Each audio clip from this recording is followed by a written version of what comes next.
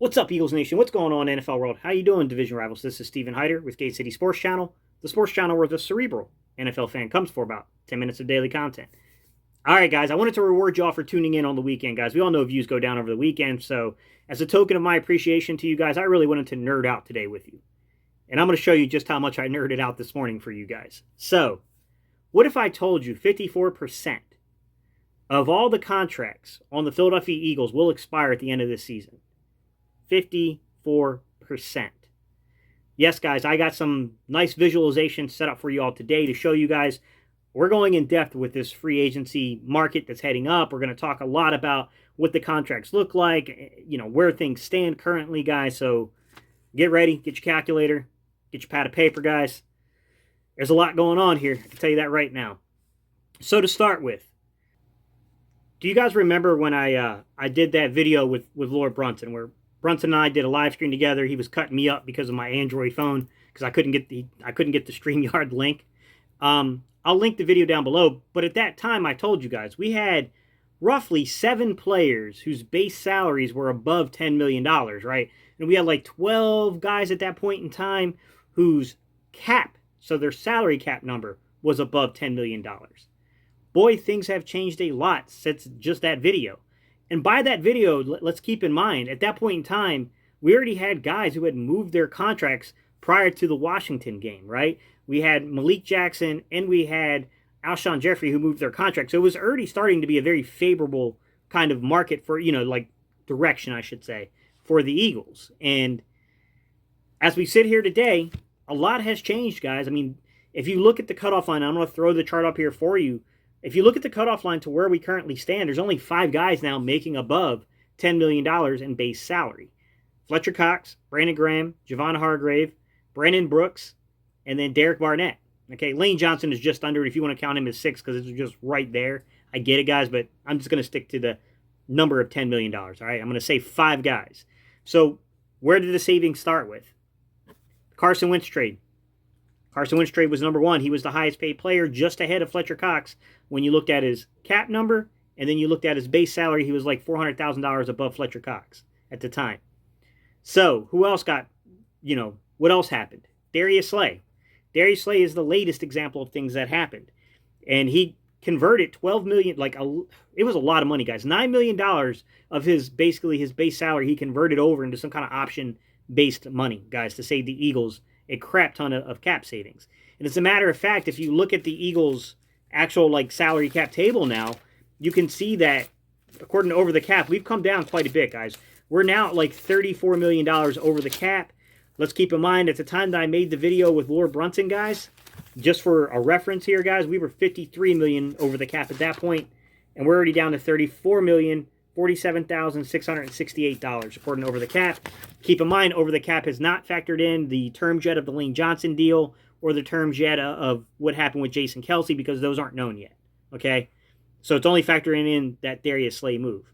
But you can see just how much has changed, right? I mean, a lot of stuff has changed since I made that video with Lord Brunson. Sorry, guys, I lost my page by doing all this. But, yeah, since I did that video with Lord Brunson, we already have players coming down and off of this salary cap move. What you can see is if you drew a line right here at $2 million, you can see really quickly how fast Eagles drop off, right? Because you got a few guys that are hovering between $55.5 million to just above $2 million, and then it starkly drops off, right? You got a big percentage of guys that are making below $2 million, $2 million or less. And that's really where you have to concentrate and you have to focus in on, guys, because that's where the story kind of starts, right? Kind of starting with that of, Avonte Maddox area, kind of going back down towards the rest of the roster. That's what the roster is generally looks like. There's only a handful of guys really making the money on this Philadelphia Eagles football team, guys. But now let's get into some of this stuff about the length of contract. I want to talk in depth about the length of contract because there's some really interesting things that are revolving around that. Let's pull the length of years up on these contracts, and let's talk a bit about the length of years. So to begin with, like I said, guys, 77%, it's roughly 76.8%, rounded up to 77% of this roster is not under contract beginning the day of the league calendar year of 2023. So 1 to 2 year contracts is what's left on the majority of these deals I'm about to talk to you. So if you look at 1-year deals, there are 37 players. You can kind of see the lines here, guys, go to 1, measured across. I'll share some of the bigger names that are on those 1-year deals, right? You got Brandon Graham, Derek Barnett, Zach Ertz, Jason Kelsey. We don't know about Kelsey because he just redid his deal. He's clearly not 1-year deal, but until we see the parameters of it, Avonte Maddox, Travis Fulgham, Marquis Goodwin, Rodney McLeod, Nate Herbig, Jordan Mailata, Boston Scott, Jannard Avery, Josh Sweat, Dallas Goedert. Okay, those guys are all 1 year left, guys. They're 1 year left on their deals. Technically, Alshon Jeffrey and Malik Jackson qualify too, but I'm not counting them since we already know they're basically going to be released. Some of you might be asking, like, but Gate, if you go on their contracts, it shows more than 1 year left on their contract. Those are dummy years. If you don't see a base salary, guys, and all you're seeing is prorated, those are dummy years. Those are not actual years, guys. It's just a way that they split up their bonus money, like their signing bonus money, in order to have cap savings. So once they release the player, they're due that. Those numbers you see that are not, that are underneath prorated, the Eagles have to pay it, but without base salary, guys, that's a dummy year. So 2 years left. There are 16 players with 2 years left on their deals, okay? Some of the bigger names or some of the names you might recognize. I'm not saying that they're vitally important to the Eagles per se, guys. I'm just saying some of them are vitally important. Some of them are just names you would recognize real quickly. So 16 players. Fletcher Cox, Javon Hargraves, Isaac Seumalo, Miles Sanders, J.J. Arcega-Whiteside, and Marcus Epps are all underneath that token, right? Looking at the guys that are underneath 3-year contracts. We got 11 guys underneath 3-year contracts. I'm not going to go through the names there, guys. There's just 11 of them. So basically, from 3 years to 5 years, we have 16 players that would be long-term on the Eagles, basically. So 11 players on 3-year deals, 3 players on 4-year deals, 1 player on a 5-year deal. That is Lane Johnson. That's, you take that number, guys. That's 16 out of 69. Let me just do the math for you guys real quick on that kind of figure. That's roughly 23%, guys. 23.188%. 23% of our roster would be considered long-term deals right now. There's changes coming, guys. Now, I do want to talk a little bit about some specifics of some of the terminology you'll hear. So, just because a guy's contract is expiring this year, after this season or next year, doesn't mean the Eagles are going to necessarily lose them, right? Because you have to understand the difference between exclusive rights free agents, restricted free agents, and unrestricted free agent. So let me start with an exclusive right free agent, guys, and what that means. An exclusive right free agent means that they have accrued less than 3 years, okay, of playing time. Accrued less than 3 years of playing time, okay? When you are deemed an exclusive rights free agent, you can only negotiate with the team that holds your contract heading into that new league calendar year, okay? So you either deal with them or you're out. Exclusive right free agents, who does this group include? Sua Peta, Brett Toth, Graylin Arnold, Elijah Riley, Michael Jacquet, Luke Juriga, Tyree Jackson, Levert Hill, Khalil Tate, Matt Leo, Caleb Wilson, and Raekwon Williams are all exclusive rights free agents. I'm sure I'm missing other guys, but those are the guys I could think of off the top of my head. A restricted free agent. A restricted free agent is a little different.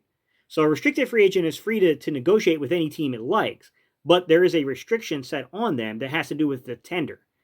An organization can tender a restricted free agent, meaning that if a team offers that free agent, the team that had his contract the year prior, right, the team that tendered him has the right to then match that said contract. So that's what a restricted free agent is, guys. It's basically what that's called, guys. It's called the right of refusal. So that gives you the right to actually match the contract. Outside of right of first refusal, guys, you can also tender a restricted free agent with a pick. You can put a first round tender on them, second round tender on them, and that kind of, it'll safeguard you from a team trying to sneak away and take a player. So it equates out to some form of evaluation of money. I think first round tenders, the last I heard, were like $4 million or so, almost $5 million. I think it's basically a percentage of the player's like salary from the 2020 year is how that would work, or the 2021 year if you're going to play some 2022 player. If the offer sheet is not matched, then the original team would receive the new team's like the tender you put on it, whether it's a first rounder, second rounder. You can place those on there. I think you can do third rounders as well. Like, it's, if you really want to protect the player, you do that, but you don't have to do that. Who are the restricted free agents? Boston Scott, TJ Edwards, Alex Singleton, Travis Fulgham, Greg Ward Jr., and Nate Herbig are all restricted free agents. Those are guys that potentially might be sticking around the Eagles a little longer. Like I don't know that unless we really upgrade in the draft and we really upgrade, you know what I mean? Like that you would see us moving apart from those type of players. Everyone else is unrestricted. What does unrestricted mean, guys? It's in the title, right? It means there are no restrictions on that player becoming a free agent. They are free to negotiate with you or whoever else, and there are no restrictions you may place on them. Okay, so those are going to be like, you know, your let me just think of some non-big names to give you guys, like Kayvon Seymour. Kayvon Seymour would be a unrestricted free agent, right? The Eagles cannot place any kind of like restriction on Kayvon Seymour to negotiate with another team. Jason Kroom, T.Y. McGill, those type of like veteran guys that were like kind of deep practice squad players and stuff like that. Those are the guys that would be unrestricted free agents. And of course, anyone that's basically accrued over, I believe it's 4 years, you can't restrict them. So some concluding thoughts, guys, would just be this.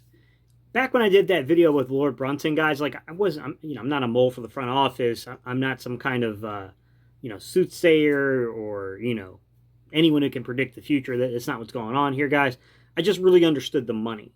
And if you understood the money, these kind of guesses aren't hard to make, especially when you have it. Like, I think they're more difficult in a year where there's more cap flexibility, but because of the lack, of cap flexibility this year in particular, it was really easy to kind of call out the players where we would see something happen, whether it be renegotiating, restructuring, traded, or being cut. You could easily point out who it was going to be. So, who's left? Derek Barnett is the obvious one that's still left, guys. We already know that we've heard some conversations about Lane Johnson, and we know that something has been done currently with Jason Kelce. So those are the obvious guys that remain. You got Zach Ertz that something's going to happen with. But past those guys, who might else be looked to do something?